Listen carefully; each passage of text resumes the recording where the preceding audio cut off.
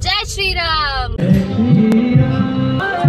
Jai Shri Ram! So mabuhay Pilipinas, namaste India. So for today's video, free food na naman guys. Holiday nga pala sa buong India sa araw na ito dahil ito ang official inauguration ng Ram Mandir.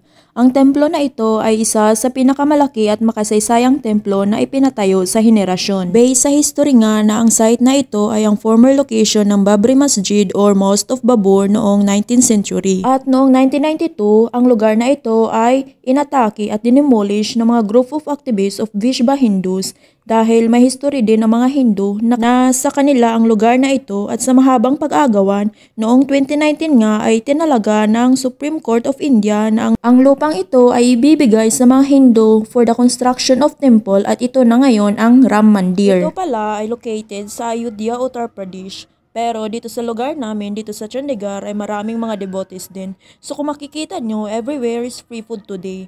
Di ka talaga gutumin sa iyong paglalakbay kasi nga every kilometro makikita mo free pagkain. So kung curious kayo kung sino-sino ang mga namimigay nito, mostly mga charitable organizations, mga private organization, or mga family bilang pasasalamat at iba pa.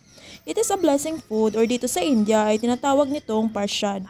Madalas nyo ito makikita sa mga ganito kasi nga dito sa India ay napakaraming festival na halos buwan-buwan. At kung free food naman ang pag-uusapan, yes guys, halos everyday may free food. But I'm not sure kung sa ibang state ng India, pero dito sa city namin sa Chandigarh ay maraming mga ganito. Free food hut. Mga 3 tent nga ang aming napuntahan at same lang sila ng mga sineserve like assorted biscuits, may bread pakora, chai, or may chuli halwa. And after that, we decided na we will look for another tent na nagsaserve ng lunch food. At yun, nakakita kami, they serve puri, chana with potato, and special yung sweet nila which is kheer. So, for the go guys. So, ayun guys, marami pa na mga option. Di din namin napuntahan kasi nga busog na kami. At habang ako ay nag-i-edit sa video na ito, ay napakaingay sa labas. At yun pala ay may nagpaparade, nagsasayawan, at may mga patambol, malakas na music, at may mga nagpapaputok. May mga bata nga palang nagbibihis na imahe ng God na si Jai Shri Ram. So ayun guys, sa araw na ito ay maihahawig na parang Diwali.